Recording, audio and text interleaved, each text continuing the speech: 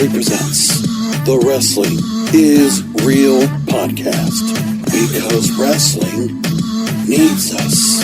Brought to you by kingofamazon.com. Go to kingofamazon.com when you do your shopping for Amazon to help the King of Podcasts. Shop for Amazon at kingofamazon.com. Back at it once again for episode 543 of the Wrestling is Real podcast.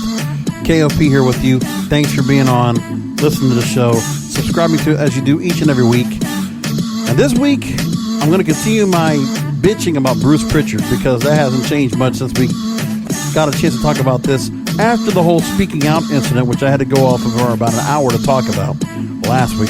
But there's more dilemmas that go along with WWE this week. Can't help ourselves but talk about it. So here's what we got. Short-term booking is leading WWE to long-term disaster. Well, when you have Bruce Pritchard at the helm, what do you expect? We're back to where we were May of 2019. We're back to right after WrestleMania and the issues that came about that. And we're coming up to SummerSlam. Now, the pandemic, you can only grade to a curve how far things have gone. And I get that. And I'll give a little bit of credit there. But really, that's all I can give. Now, there are several issues they're dealing with right now. The short-term booking, that's a normal run-of-the-mill thing that they go with. We could talk about the people that got tested positive for COVID, which, again, if you're looking at the stats, COVID and the rise of cases, you are not seeing in the same respect a rise in the death toll. And I think that's important to make mention of, but people are not talking about that at all. And that's what I'm trying to bring up to everyone out there. Just making that point across. So anyway, the other issue that's more important that I want to bring about tonight on the program is Saudi Arabia. And you know what? Before I even put out the news today, I wasn't even thinking about it, necessarily this story. But I was thinking about the fact that with everybody being pissed off with all that's going on with WWE and people being upset they have to fly during COVID, they have to work during COVID, that they're, about being allowed to wear masks until most recently they were allowed to do that during a taping, the recent tapings, things like that. We're hearing all about that. Renee Young announcing she was positive with COVID-19. Among other things. Then you had the speaking out stuff that came about last week. So the wrestlers, for all it's worth, not getting to work that much. And if they have to work, they're working under conditions that some feel are very drastic and very dangerous to them and to their families. And with all due respect, it's justified. I get that. But it still comes down to the fact of, what can the company do? You're talking about a corporation, a publicly traded corporation that's going through a lot of shit, and they don't have many answers right now to anything. And this is the best they're going to do when you're talking about everything that's going on with them. They're in a bad spot, okay? As a corporation, they're not necessarily going to have so many feelings, right? Because you're dealing with a lot of things when it comes to trying to get themselves back going with live shows, which we're talking about right now. They're trying to get themselves back to where they were. And to hell with coronavirus, we got to push forward. And we're going to have some blowback from our employees as a result, but we can get past that. And that's what's going on right now. We see what's going on right now, and people are getting upset about it. Wrestlers are not happy about it. And also some of the wrestlers, to another point, they are really thinking about, more than anything else, they want to get themselves back out to, there's a lot of things that could go on.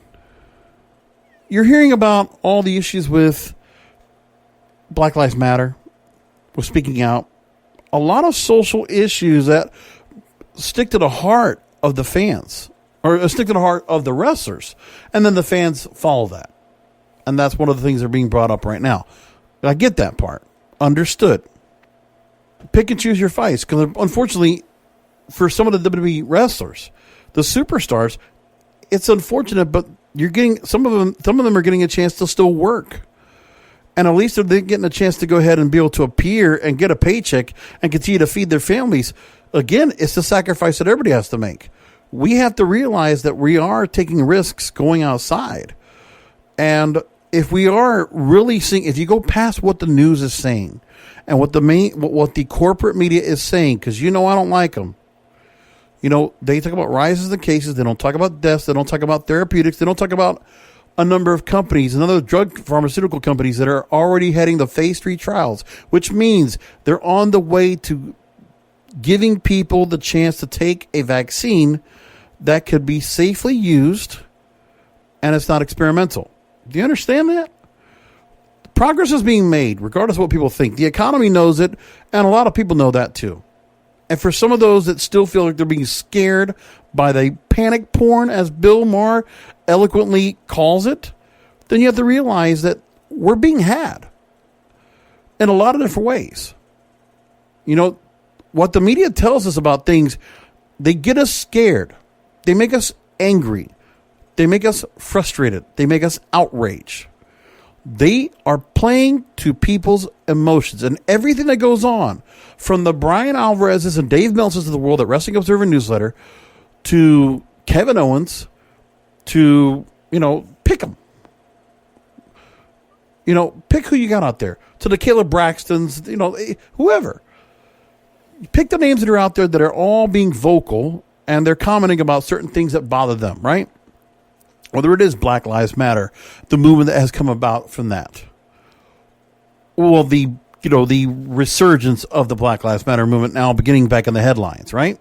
And the protests that have come as a result of several highlighted, profiled by the media, just happen to be pointing these stories out, but nevertheless, not good stories. And as we know, many people are in consensus with the fact of how several of these stories are not justified. Like, we don't like deaths. We don't like murder. No, this is not what society wants. We want peace. We want justice. We want people to get along in harmony. Now, I know for some people, they don't believe that can happen, but really, so many things that are going on. People need to be adults and have to realize everything is not as what they seem, as what you think it might be. Most importantly, you got to be able to talk to other people, and you got to quit reading what's on the damn social media and what the news is telling you, because you're just you're getting filled with propaganda and bullshit. That's just what it is. My outrage is with the media and how badly they do not do anything to help the psyche of human beings in America and the world, for that matter, okay? That's not helpful. We don't get to know what's going on in the world. We're so stuck in our bubble, right? The media puts everybody that does not get outside of that bubble, they are stuck in that bubble. And I'm not trying to make a Vince Russo joke. I'm being dead serious. People are really caught up on that. And wrestling fans get caught up in the same way, and the wrestlers get caught up in the same way. And so, to the credit of the corporation that is WWE, World Wrestling Entertainment, Vince McMahon, and the rest, they have a business to run. They're being, I think, as responsible as they can be. Have they been perfect? Absolutely not. But that's a corporation for you. It's such a big company. For them to be able to go ahead and make good on everybody and make everyone happy, that's an impossibility. You can't expect that. But then again, where do you want to work, wrestlers? Do you want to work in a shit place where you get appearances and then you have to work indie shows and then you have to really scrap around to make money? Because not everybody can do it. If you're very talented and you can get a lot of dates, yeah, you can do very well. We have seen that, and I've talked about that for many years on this program. The Young Bucks, Cody Rhodes, the AJ Styles, and others, we've all seen how they've been able to go ahead and make good money outside of everything else and make a living for themselves. But in the pandemic, the one place we absolutely know for sure is taking care of their talent and is still trying to give them a place to work is WWE. AEW, to its credit, is also doing it to an extent as well, and they have to, because they have to also serve their broadcast partners. They have to give out programming. They can't just put out tape programming. All of them. They are all trying to go ahead and keep their businesses afloat for the good of the fans and the wrestlers. But I think some people forget that point. I don't. That's why I've been supportive this whole time. And I've been real about it. And I think people don't realize you got to get past the fake, the not fake necessarily, but honestly the unbalanced and somewhat suspect news coverage that we get across the board that affects how people react. That's a big problem. And that's what we have right now. So the company itself, WWE, is trying to move forward while buckling against a lot of pressure, which I'm sure fans want to put out there because they feel like what the news is being said right now is believable, and they're just going to follow along, stay in their house, and wait for their fucking vaccine, wait for the needle. Okay? You want to be like that? Go right ahead, but that's not everybody. Okay? And then there are wrestlers that are saying, yeah, take care of your families. And some of them have actually done that. Listen, if they're going to lose their spot, okay, they did. I mean, Bray Wyatt's done it. Well, no, Bray Wyatt was away for a while. Roman Reigns is still gone. Now, others could do the same thing. I guess they could. If you're going to lose your spot, well, then that's on you. You got to feel like you could go ahead and make your spot back. Or that things will change once things get better. But in the meantime, do you need to put food on the table? I mean, are you going to go and trust the fact that, the pandemic, people are going to be helping out? No, this is fending for yourself. And fending for yourself as an independent contractor, you have to do that. And for the wrestling fans, they're caught up on all the bullshit that's going on as well. And so that's what's going on. Everybody's all in a froth over what's going on here. And I can understand it to a point. Safety is key. Yes. Opening safely is key. I mean, listen, for myself, I haven't necessarily gone out there and, put myself out there to go ahead and go recreational myself. Not at all. I only go on the weekends and I go out to work because I'm trying to make extra money. I'm trying to go and, take care of myself, build a pipeline, invest. I've been trying to go and do things to better myself. So I'm not going to be one of those people that's going to be like, taking advantage of, let's go to the bar, go drink and go to the beach. No, because we can't. 4th of July weekend's coming up. We can't go to the beach. Bars are not going to be open. Am I going to go into a bar with a mask? No. I'm going to go work. That's what I'm going to do. So if I'm going to at least do that, I'm going to work. And if I had family to go and support, then I would do it. It's the risk we got to take, okay? Listen, man, we have the man upstairs. We got God that's protecting us. I believe him. I'm a believer. And I believe that all of us, if we are, if we follow in faith, I'll tell you what, then I'm going to feel like, I feel like I'm being protected. And that I'm doing the right things for myself, wearing a mask. If I got to wash my hands regularly, not so much the hand sanitizer, because it doesn't really do as much as you would think. But I'm doing what I need to do to go ahead and, be protective of my family, right? And my friends. And that's what I hope the wrestlers will do the same thing. But they also have to understand, WWE, as a publicly traded company, they can't just sit back and they couldn't just shut down for 4 months. They couldn't do it. It's not possible. They were never going to do that. So I give them credit for what they've been able to do to keep things going. Because I'll tell you, even though I've been critical throughout, because you can't help yourself. I mean, I can't help myself. Because even, grading on a curve, they haven't been perfect. And that's okay. That's okay. They're trying their best. And they've been working damn hard to keep themselves relevant and keep themselves out there because, you know what? They're in a fight with a lot of different reasons. Listen, there's a lot of people right now caving in to what's been going on with sports in general. UFC has had a lot of blowback for getting their events back up. NASCAR's gotten blowback because of the Bubba Wallace incident. NBA's getting blowback because now they're going to have, social justice, possibly going to have social justice messages for the NBA players to put on their jerseys, and Black Lives Matter are going to be painted on the sidelines of the court. Now, that's going to isolate some people. I could give a shit, but that's going to isolate some people. Major League Baseball, trying to create a moment of diversity, equality, and inclusion. Okay. That's also going to isolate some people. And there's NHL's trying to do it. all these different corporations. And remember, it's not just WWE. It's also every corporation you can think of. Well, we're going to support for Pride Month. We're going to support for Black Lives Matter. We're going to support for this. We don't give a shit. We want you to buy stuff from us. Keep buying stuff from us, merchandise, products. Please don't cancel us out. Please don't cancel us out. That's what they're doing. That's what they're all doing. And for the credit, is it working for WWE to be doing what they're doing? Well, it looks like it is. Look, fighting as hard as they do, right? Last week, NXT, for the first time, and I believe it was 9 weeks. Let me just double check real quick to make sure I got my numbers right. 1, 2, 3, 4, 5, 6, 7, 8, 9. Yes, 9 weeks AEW had the winning streak on the Wednesday Night Wars. And NXT won last week by over 100,000 viewers.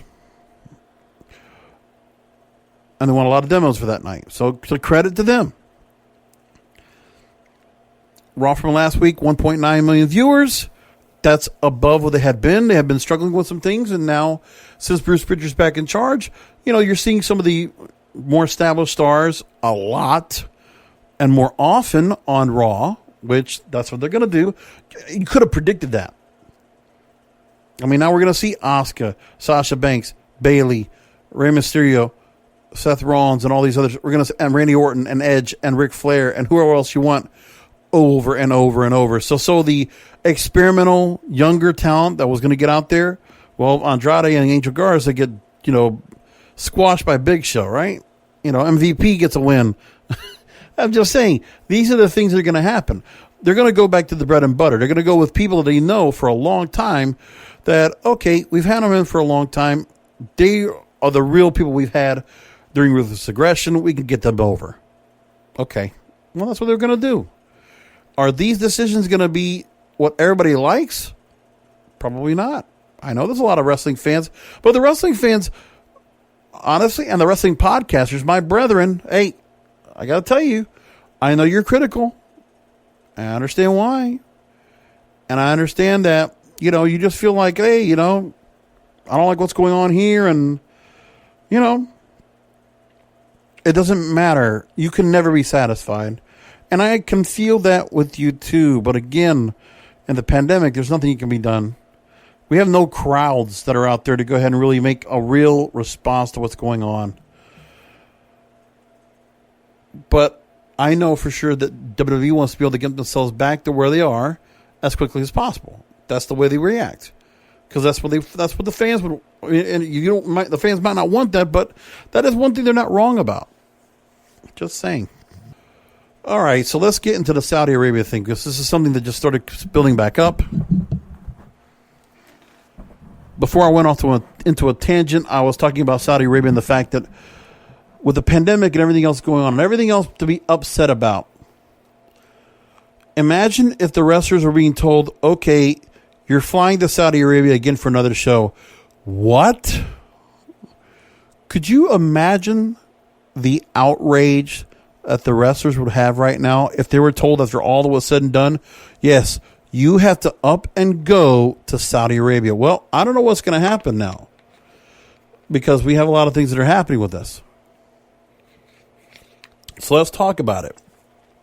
Let's get into the fact of what was being said about this story. Here's what we got.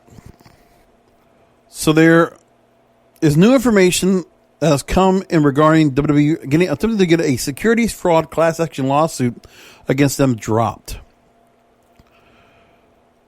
The part of the lawsuit was about WWE's dealings with the Kingdom of Saudi Arabia and its negotiations with the television network NBC.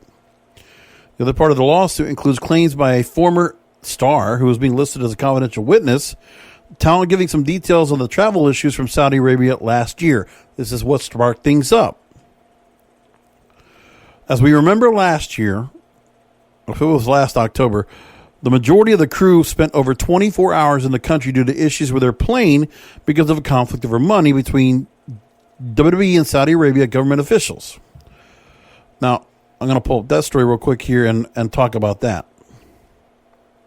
The story of the time was that the majority of the crew was there, And one theory was that the Crown Prince Mohammed bin Salman Al Saud, MBS, caused the plane to stay at the airport out of anger over Vince McMahon cutting off Crown Jewel and the TV feed for Crown Jewel in Saudi Arabia due to money issues. Talent that was part of the crew was noted, and part of the crew was stranded while other talents such as Hulk Hogan, Ric Flair, Brock Lesnar, and Vince McMahon were in a hurry to get out of Saudi Arabia on a separate flight.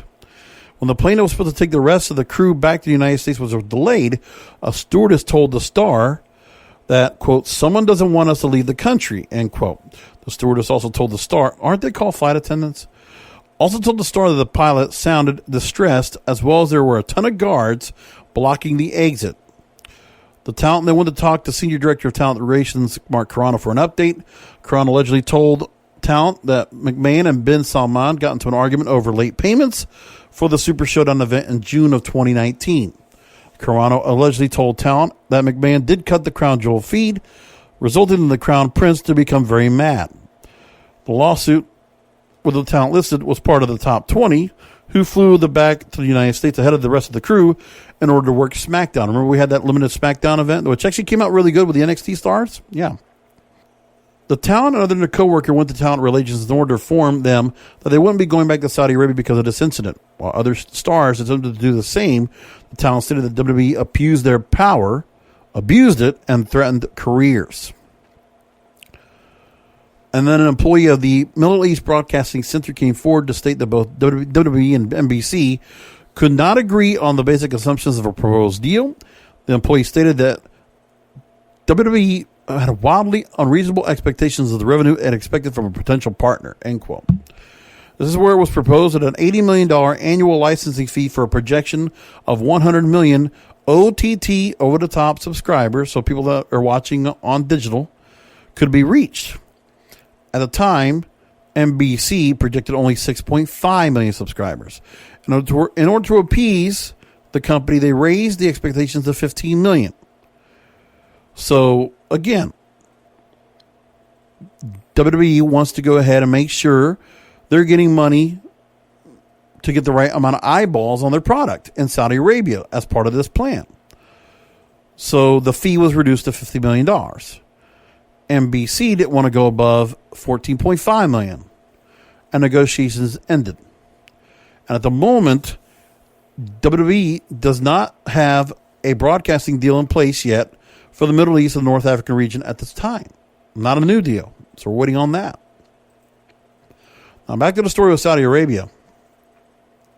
Now WWE, last week, Jerry McDevitt, the longtime attorney for World Wrestling Entertainment, shot down the claims. He's not only denoting the allegations made by the wrestler, but also going after the plaintiff's sources. And according to court filings found by Heel by Nature, well, I'll bring up the story from them in a moment, WWE feels that plaintiff sources came from various wrestling news sites and shouldn't be brought into a lawsuit. So here's what's said. Quote, the only sources cited in the CAC are two confidential witnesses, neither of whom interacted with the individual defendants, participated in negotiations over the rights deal, or worked at corporate offices.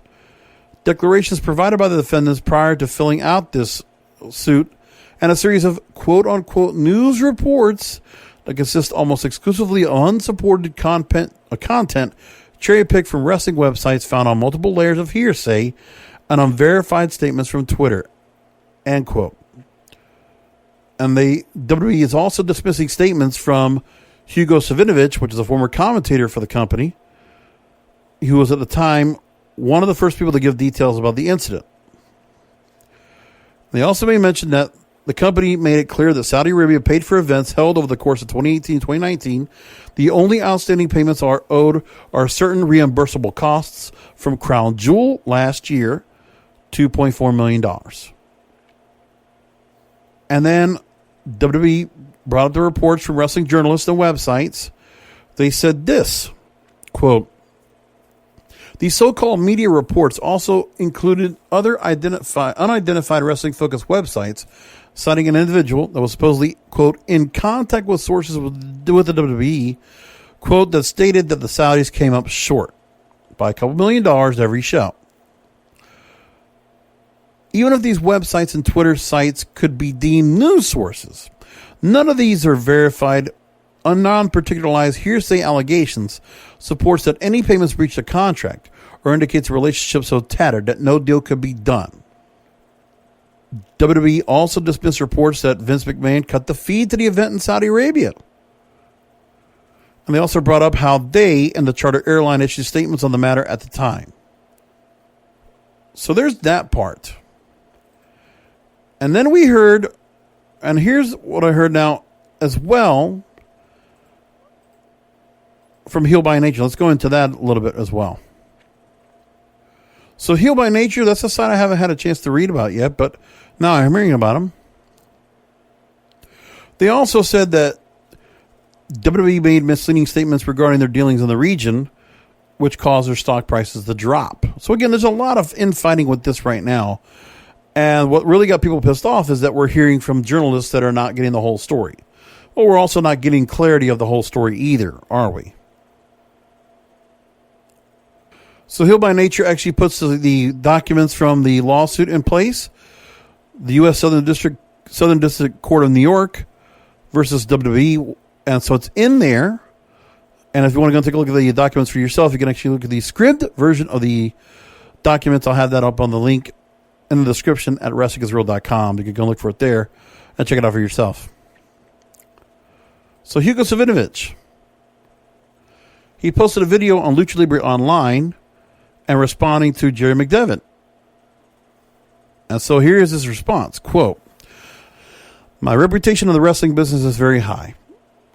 He goes on, talks about his career, and then he says that wrestlers were kidnapped in Saudi Arabia. That's what my sources told me. I don't need money. I don't need fan attention.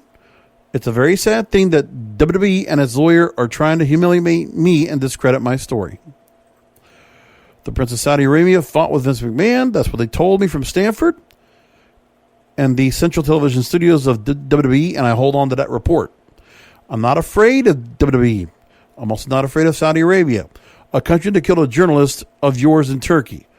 So he's referring to Jamal Khashoggi, which was one of the reasons that a lot of people at the time of Crown Jewel, people were hesitant to want to go ahead and fly to Saudi Arabia, but WWE went ahead with the show because of the money they were going to be making for it, and also to stick to their commitment. Was not a popular issue, not a popular decision. We know that. So wrestlers gave him that information. It hurts me that superluchas.com and other websites have made that report from the words of the lawyer for McDevitt. I was told that the wrestlers had been held by Saudi Arabia. I'm not against WWE. The curtain falls on the McMahon empire. My version is quite strong and supports the legal trial that WWE is living right now. My report reached Fox, Sportskeeda, Forbes, and dozens of media. There was a wrestler who decided to be anonymous, and he also told me he was afraid of the company. But he participated in the events in Saudi Arabia. Everyone's uncertain if they were going to go home alive. So there's more that can be said about it. We understand that. But it's unfortunate to start seeing this whole story come back to light. So this is back in November 2019. We're living this once again. As always. Oh, well. No surprise there, right? So again, like I said, I'm going to go ahead and put this story out there for everybody to go and check it for themselves. And you will be able to go ahead and look at it for yourselves on the website. Just going to look for it at wrestlingisreal.com. We'll put it in there. So you can go ahead and find it for yourselves. And you can check out the full document. And you decide. But again, I do want to go any more about this and speculate on what's actually being told or not. Let the lawsuit make its way through. But again, it's just that this company, they can't win. They can't win anything, man. They're in such a tough spot. So everything goes on as always. It continues to go ahead and just be a big problem. So I'm not going to go too long tonight, but I'm going to go through a few more things before I wrap things up. Short-term booking is leading WWE to long-term disaster. Chris Rowling talks about this in Bleacher Report. So ratings are down and things have started to change again. A recent report from Wrestling Observer Radio suggested the booking for Raw each week will focus on getting short-term ratings instead of building the stars and the company for the future. Short-term booking. So we know there's a lot of issues why they're trying to do what they're going to do. It's not hard to figure why, according to Split Your Report story, why the company's being vulnerable in the first place. Stars just aren't breaking through to the mainstream. So they reference Kofi Kingston, and then all of a sudden Brock Lesnar squashes him for the title on the debut of SmackDown on Fox, and done. Now, disclaimer in this story, Lesnar would go on to eventually put over Drew McIntyre. But where's Kingston? Where was his anger or even bothering to mention the fact that he got squashed and never really had a chance of getting his title back? Why isn't he in the main event scene? Instead, he's back with a New Day, bouncing around in aimless 6 and 8 person tag team matches, relegated back to the mid-card and tag scene, and everybody knows it. And I'll never get out of it again. McIntyre isn't exactly breaking to the mainstream either. He's been in a home, somewhat fun feud with Bobby Lashley, but that's only the beginning of something that could really keep viewers from coming back.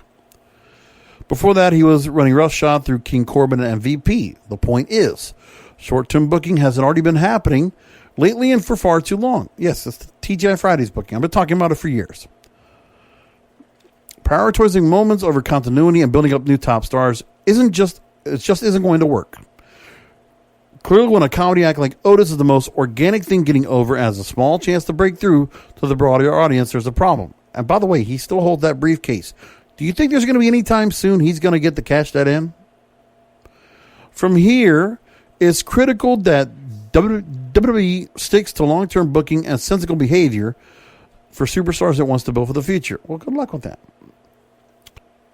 And now this writer also gives up a couple of points and says, considering the short-term approach hasn't been too successful in the past, can't hurt to follow a long-term outlook with fresh faces. Well, again, they tried that with Paul Heyman.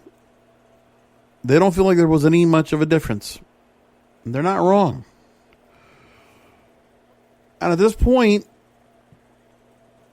they're going to be where they are. And look, what's the more important situation for WWE to really worry about right now is to be able to go ahead and withstand everything that's going on and work their ways back to live events and getting back to normalcy, some kind of normalcy once again. They're going to be the first ones that are going to try to bring back live shows. They were already talking about trying to bring them back in like the next month. Well, it's like 30 to 60 days, the last thing I checked. So let's look at it. Now, first of all, Fightful.com reported that the company was planning to run shows with real fans. And this was last week after this show dropped. So Dave Meltzer says that WWE was trying to secure the RP Funding Center for Friday, June 24th and June 27th for SmackDown and Raw. The RP Funding Center is located in Lakeland, Florida. Now, it's gone through a couple different names before, I believe. Is this the original Lakeland Center, I think it is? I think that's what it is. So they were looking to go ahead and book the Lakeland Civic Center originally was, which is like a 5,000-seat arena. Not a big arena at all. But ROH has done their Supercard of Honor show there. I'm trying to think of ECW used to run shows at that event in the old ECW days, just to give you some context. We're going to try to do that for June 27th for SmackDown and Raw. But then the company said that we would push the shows back until August. But Vince McMahon was adamant to be the first to run a show with a live audience. And Dave Meltzer said, quote, last word is they may be pushed to August, but the July dates were originally set to be announced this coming week because Vince was determined to be the first to run a live indoor sports event with a crowd. Well, he likes doing that. He was one of the first ones to do a live sports event after 9/11, as you might remember. Now, the original report was they were going to run a live event with real fans outside a performance center and Full Sail University. According to Fightful Select, the company had been planning to run an event with actual fans in an arena. The report says that Lakeland, Florida was a likely location of the first event, and it's a venue that holds 8,000 people. According to the state guidelines, the arena is going to run at 50% capacity during Stage 2 of the coronavirus economic recovery plan. And if they do it, social distancing will be in place. As of right now, WWE has plans to do a weekend taping sometime in July, but due to the fluidity of the health crisis, the time frame may change. Now, let's move along forward to the next story that we had about the delays. As we said then, a couple days later, there would be a delay to any scheduled live events with real fans in attendance. Fightful Select reported that sources in the company revealed those events that were delayed. No further information was provided. And so we wait. They're going to try to get themselves back up. They want to, again, word adamantly is well said. Vince wants to get things back where they are because he cannot handle keeping things like this. He wants the live events to come back. And he'll fight tooth and nail to get them back. No matter who is screaming at him, don't do it.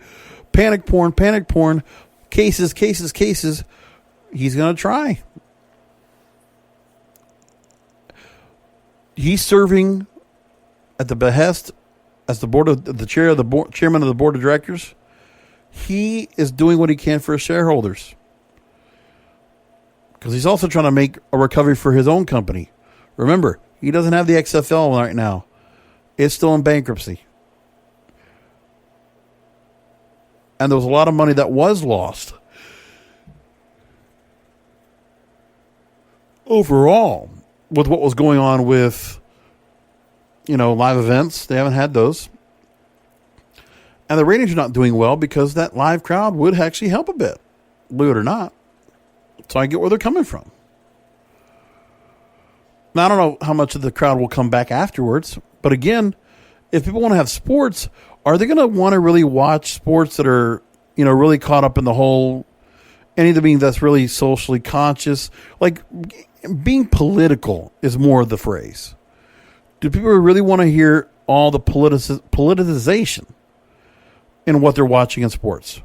UFC doesn't offer that. And WWE really doesn't try to offer that either. They are doing what they do to be socially conscious, but not to this point. And so that's one thing that's got to be said. I'll tell you what. I don't knock them for what they're saying about that. So I can understand why, in reality, the company's trying to do what's best for business. They have to. And it's not what the fans like, but they have to take care of the shareholders because there's a lot of money being put into it. They can't afford to let the stock price go below $40.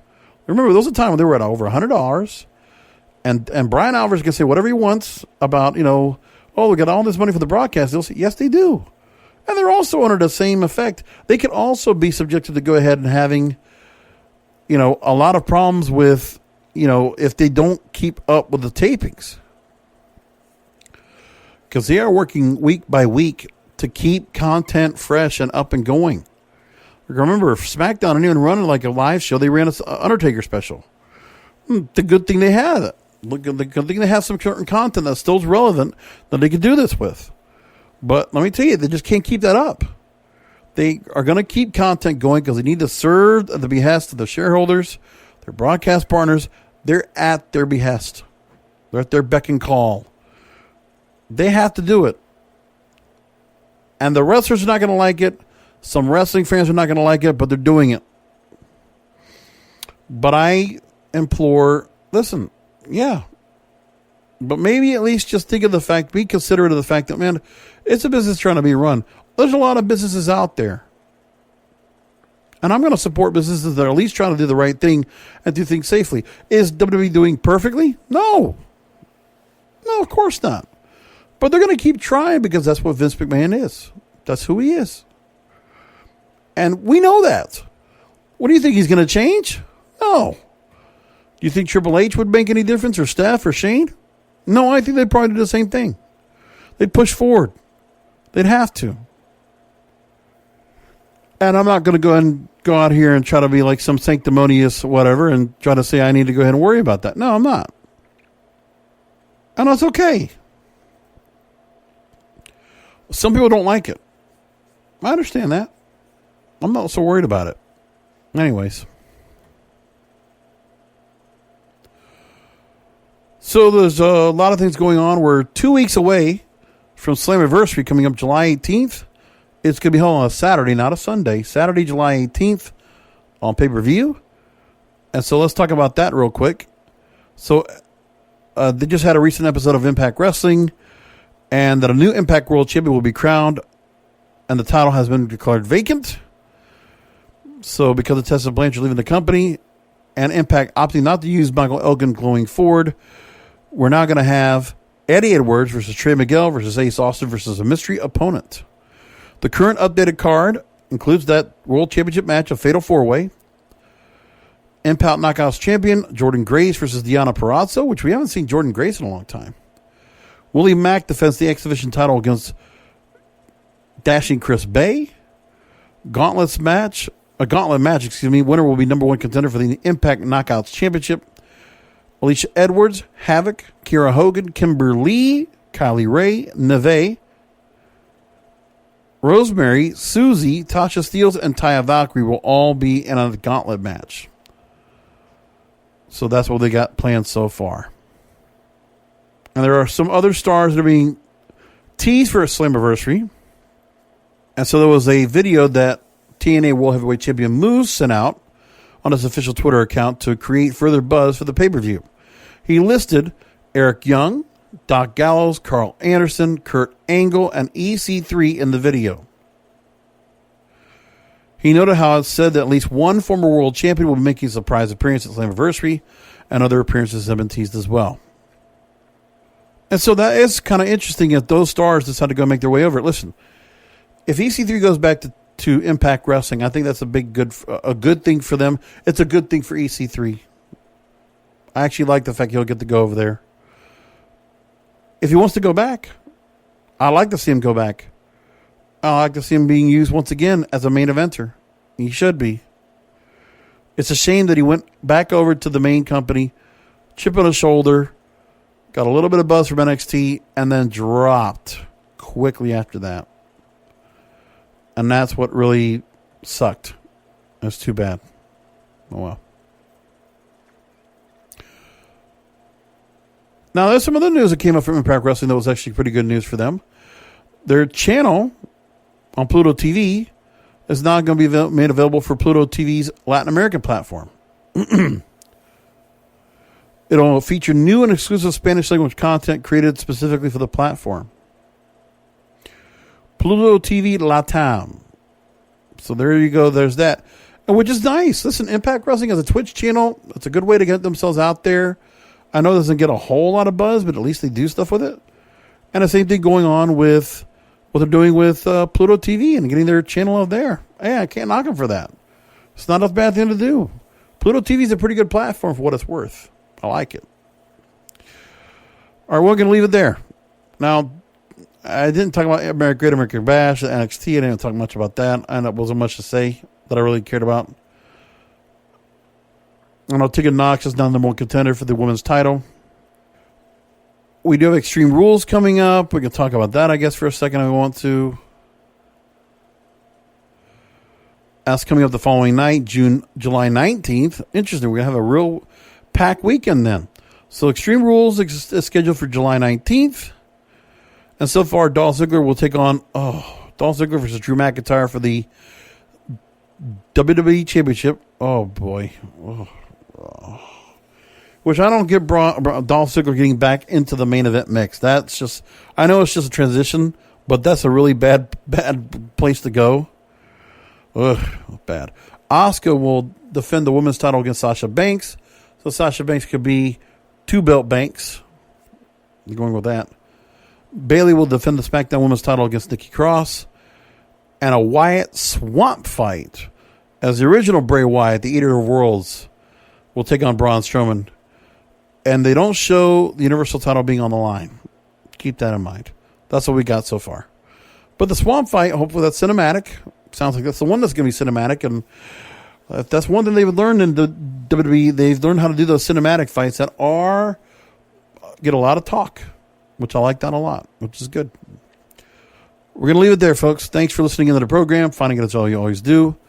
And we're going to go ahead and move along.